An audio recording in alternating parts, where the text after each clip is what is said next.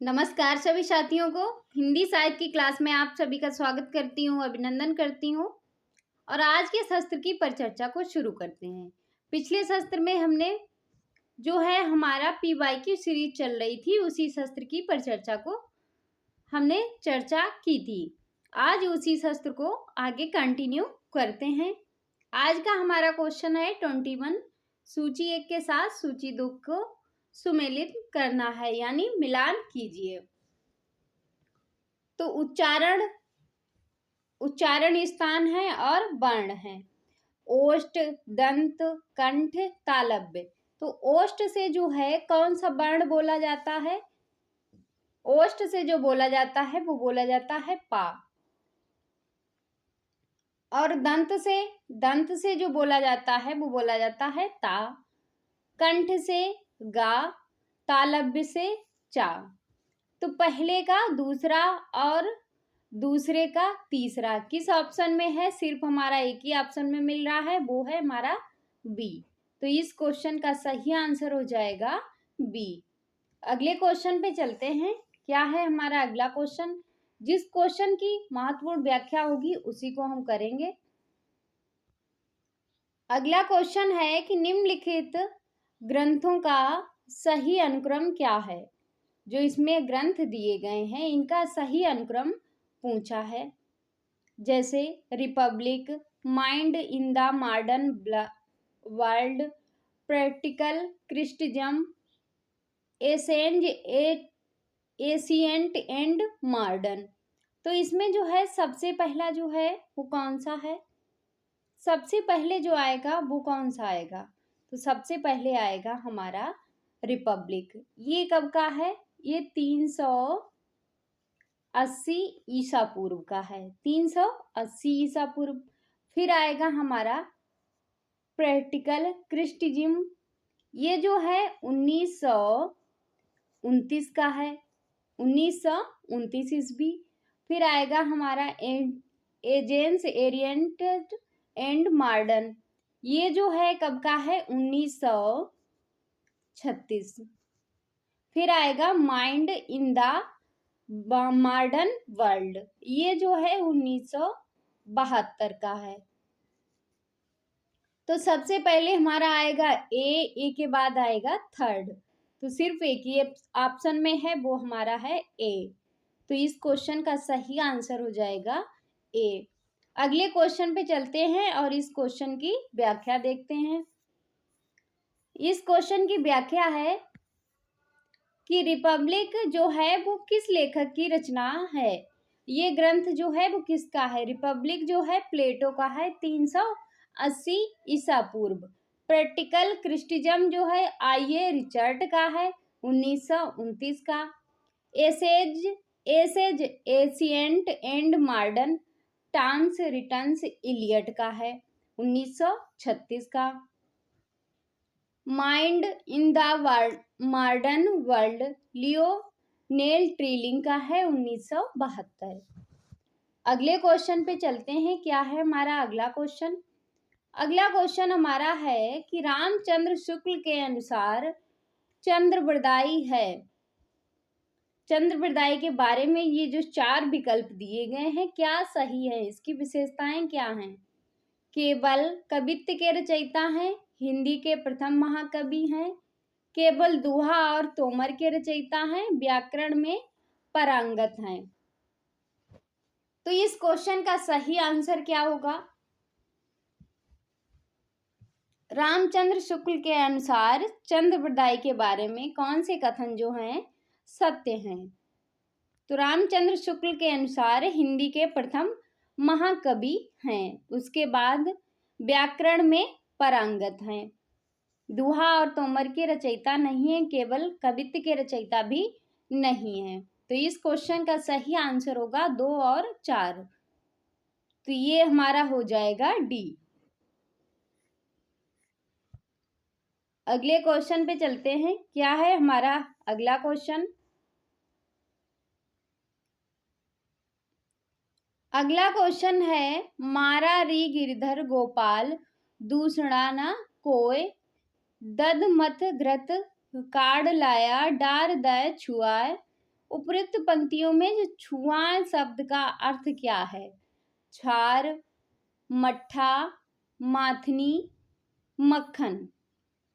तो इस क्वेश्चन का सही आंसर क्या होगा? इस क्वेश्चन का जो सही आंसर होगा वो हो जाएगा मट्ठा। तो इस क्वेश्चन का सही आंसर हो गया बी। अगले क्वेश्चन पे चलते हैं। क्या है हमारा अगला क्वेश्चन? अगला क्वेश्चन है कि निम्नलिखित में से इतिहास दर्शन से मूलतः संबंधित विचारक कौन है? बलेत्तर, हिरोदोत्तम, बीको, कांट। तो इस क्वेश्चन का सही आंसर क्या होगा कि निम्नलिखित में से इतिहास दर्शन से मूलतः संबंधित विचारक जो हैं वो कौन है? तो मूलतः विचारक जो हैं वो हैं बाल्तेर।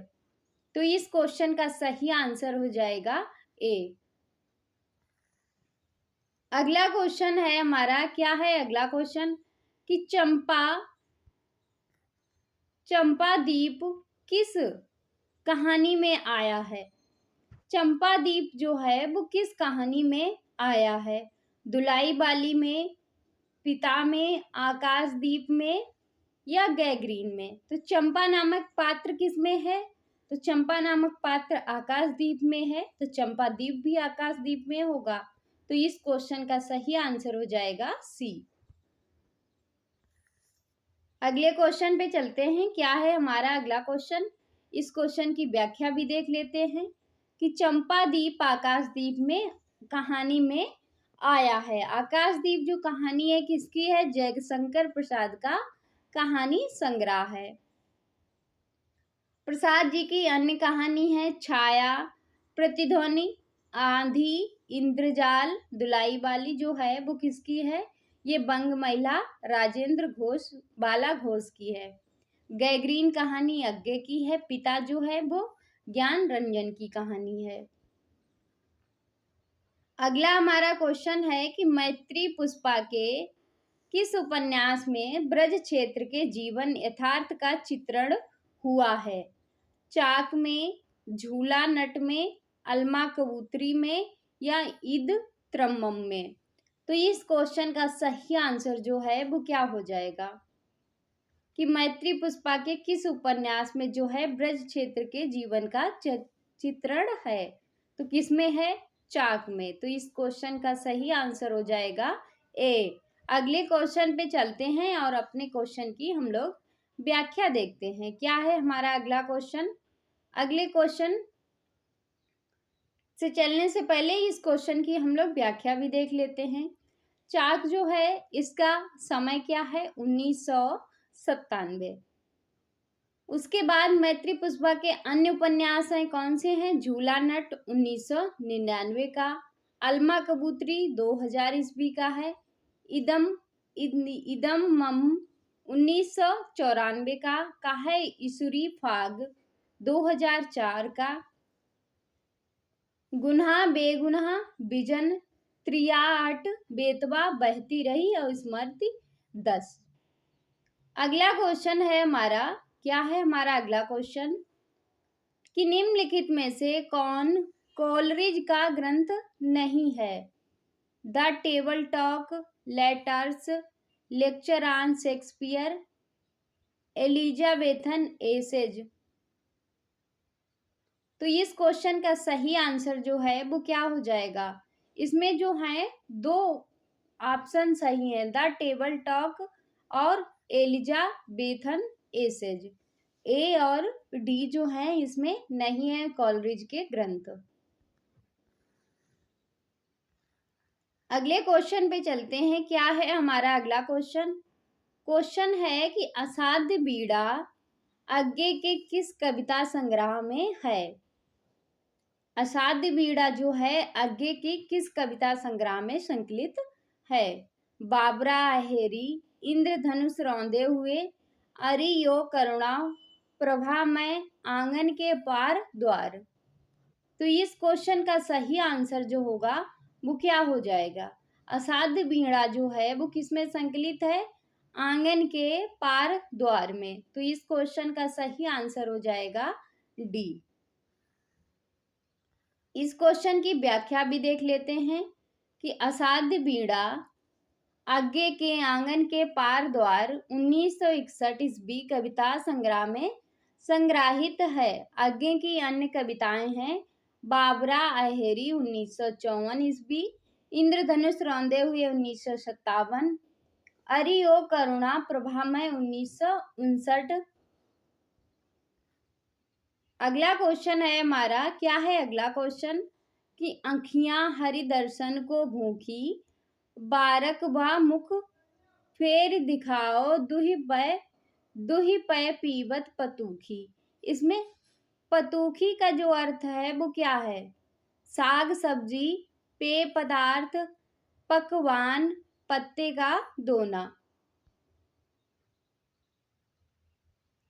तो इस क्वेश्चन का जो सही आंसर हो जाएगा, पतूखी का अर्थ है पत्ते का दोना। तो इस क्वेश्चन का सही आंसर हो जाएगा डी। अगले क्वेश्चन पे चलते हैं। क्या है हमारा अगला क्वेश्चन? अगला क्वेश्चन है कि नीचे दो कथन दिए गए हैं, एक अभिकथन है, दूसरा उसका कारक के रूप में है। तो अभिकथन क्या है? अभिकथन है कि मार्क्सवाद साहित्य सृजन का प्रधान कारण श्रम को माना जाता है या मानता है। कारण उसका है, रीजन है कि क्योंकि श्रम के बगैर साहित्य की परिकल्पना असंभव है। तो इसका सही आंसर क्या होगा? इसके आंसर देखते हैं, क्या है इसका सही आंसर? इसका जो सही आंसर होगा वो ए सत्य है और आर जो है इसका रीजन जो है वो असत्य है। अगला क्वेश्चन है हमारा, क्या है अगला क्वेश्चन कि सूची 1 को सूची 2 के साथ सुमेलित कीजिए। कुछ रचनाएं दी गई हैं और रचनाकार दिए गए हैं। रचनाएं जो हैं कुछ पत्ते कुछ चिट्ठियां। ये रचना जो है वो किसकी है? कुछ पत्ते कुछ चिट्ठियां किसकी रचना है? रघुवीर साहे की है। आत्मा की आंखें रामधारी सिंह दिनकर की हैं। चुका भी नहीं हूं मैं किसका है? शमशेर बहादुर सिंह का। कुकुरमुत्ता किसकी रचना है? सूर्यकांत त्रिपाठी निराला की। तो हमारे क्वेश्चन का सही आंसर जो है वो क्या हो जाएगा? ए का 4 और बी का 1। तो ये हो जाएगा हमारा ए। तो इस क्वेश्चन का सही आंसर हो गया ए। अगले क्वेश्चन पे चलते हैं और इस क्वेश्चन की व्याख्या भी देख लेते हैं कि कुछ पत्ते कुछ चिट्ठियां, इसका समय क्या है? 1989। आत्मा की आंखें 1964। चुका भी नहीं हूं 1975। कुकुरमुत्ता 1942 की रचना है। अगला क्वेश्चन है हमारा, क्या है अगला क्वेश्चन हमारा है कबीर कुत्ता राम मोतिया मेरा नाव, गले राम की जेबड़ी जित खेवे तित जाऊं। तो इस दोहे की किस तरह की मानसिकता व्यक्त हुई है? आत्म समर्पण की, मान की, दीनता की, कुंठा की। तो इस क्वेश्चन का सही आंसर जो है वो क्या हो जाएगा? वो हो जाएगा आत्म समर्पण की। तो इस क्वेश्चन का सही आंसर हो गया ए। अगला क्वेश्चन है हमारा, क्या है अगला क्वेश्चन कि प्रकाशन वर्ष के अनुसार कृष्णा सोबती के उपन्यासों का सही अनुक्रम क्या है? कृष्णा सोबती के जो उपन्यास दिए गए हैं इनका सही क्रम जो है हमें बताना है। तो समय सरगम, मित्रों मरजानी, ए लड़की, सूरजमुखी। तो सबसे पहले जो हमारा आएगा वो क्या आएगा? मित्रों मरजानी। ये कब का है? इसका जो समय है वो क्या है, यानी प्रकाशन वर्ष है 1967। 1967 ईस्वी। उसके बाद आएगा सूरजमुखी अंधेरे में। सूरजमुखी अंधेरे में 1972 का है। 1972। फिर आएगा हमारा ए लड़की। ए लड़की जो है 1991 का है। फिर आएगा हमारा समय सरगम। समय सरगम हमारा 2000 का है। तो इस क्वेश्चन का हमारा सही आंसर जो होगा वो क्या होगा? सबसे पहले हमारा आएगा बी, बी के बाद 4। तो ये किस ऑप्शन में हमारा मिल रहा है? तो ये मिल रहा है हमारा डी ऑप्शन में। तो इस क्वेश्चन का सही आंसर हो जाएगा डी। अगले क्वेश्चन पे चलते हैं। क्या है हमारा अगला क्वेश्चन और इस क्वेश्चन की व्याख्या कि कृष्णा शोभती के जो उपन्यास थे, देखो, मित्रों मरजानी 1967 में, सूरजमुखी अंधेरे 1972, ए लड़की 1991, समय सरगम 2000। और इन्हें प्रसिद्ध उपन्यास कौन सा है इनका? जिंदगी नामा। ये कब का है? 1979 का। जिंदगी नामा पर ही कृष्णा शोभती को साहित्य अकादमी पुरस्कार भी दिया गया था। अगला क्वेश्चन है हमारा कि नीचे दो कथन दिए गए हैं। क्या है हमारा कथन? अभिकथन और कारण है। अभिकथन क्या है हमारा कि कल्पना काव्य का अनिवार्य साधन है। इसका कारण क्या है? रीजन क्या है? क्योंकि कल्पना काव्य में साध्य है। तो इस क्वेश्चन का सही आंसर जो होगा वो क्या हो जाएगा?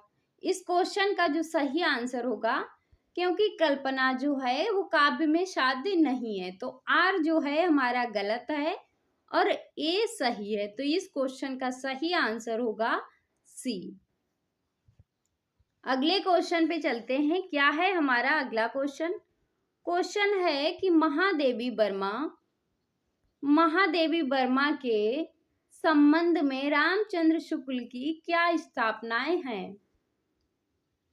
यानी महादेवी वर्मा के लिए रामचंद्र शुक्ल के जो विचार हैं वो क्या हैं? महादेवी के गीतों का मूलाधार मिलन सुख है। छायावादी कवियों में महादेवी वर्मा ही रहस्यवाद के अंतर्गत हैं। महादेवी के गीतों में अनूठी व्यंजना है। महादेवी के गीतों में वास्तविक अनुभूतियां हैं या रमणीय कल्पना नहीं है। तो रामचंद्र शुक्ल के अनुसार क्या ही सही बातें हुए? उनके विचार जो हैं वो क्या है कि छायावादी कवियों में महादेवी वर्मा ही रहस्यवाद के अंतर्गत हैं। ये बात बिल्कुल सही है। उसके बाद महादेवी के गीतों में अनूठी व्यंजना है। तो 2 और 3 जो है हमारा सही है। तो इस क्वेश्चन का सही आंसर होगा बी। इस क्वेश्चन का सही आंसर हो गया बी। अगले क्वेश्चन पे चलते हैं। क्या है हमारा अगला क्वेश्चन? क्वेश्चन है लक्ष्मा किस कहानी का पात्र है? पुरस्कार, कोशिका घटबार, पिता, परिंदे। तो लक्ष्मा जो है वो पिता कहानी से संबंधित है। अगले क्वेश्चन पे चलते हैं। क्या है हमारा अगला क्वेश्चन और इस क्वेश्चन की व्याख्या भी देख लेते हैं, क्योंकि जो जैसे पुरस्कार कहानी है, इसके लेखक कौन है? जयशंकर प्रसाद। इसके पात्र अरुण, मधुलिका, कौशल नरेश, सेनापति। परिंदे कहानी जो है वो किसकी है? निर्मल वर्मा की। इसके पात्र हैं लतिका, डॉक्टर मुखर्जी और करीमुद्दीन गिरीश।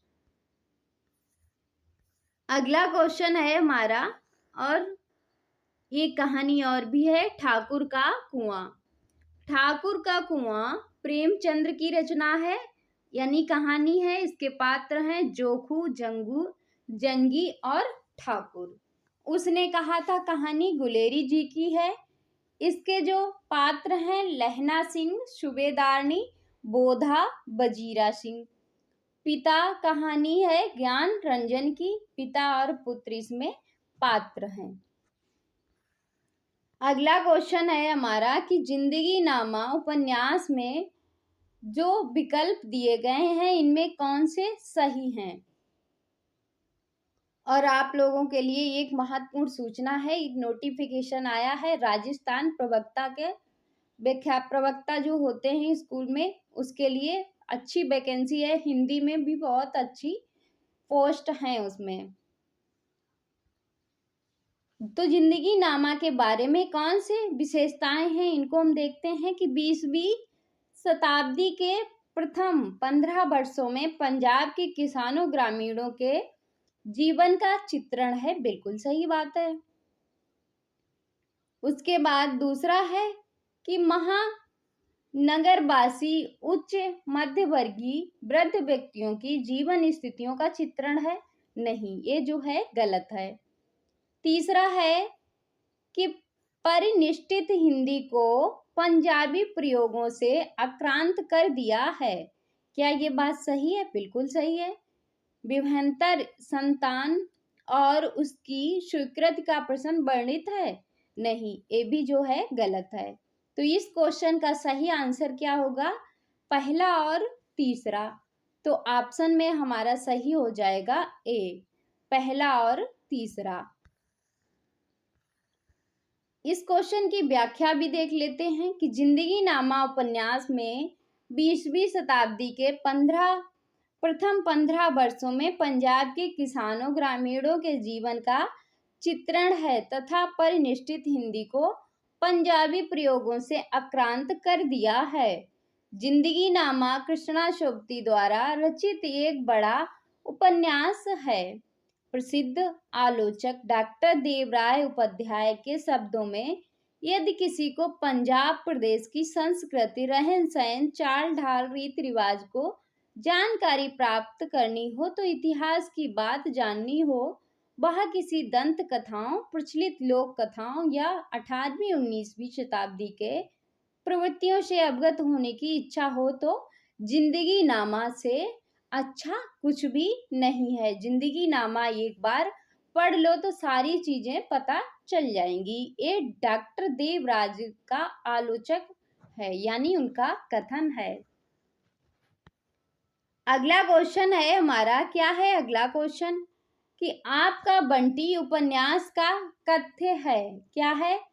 तलाकशुदा पति पत्नी की संतान की समस्या, समकालीन राजनीतिक परिदृश्य, राजनीति में प्रविष्टि मूल्यहीनता, दाम्पत्य संबंध का विघटन।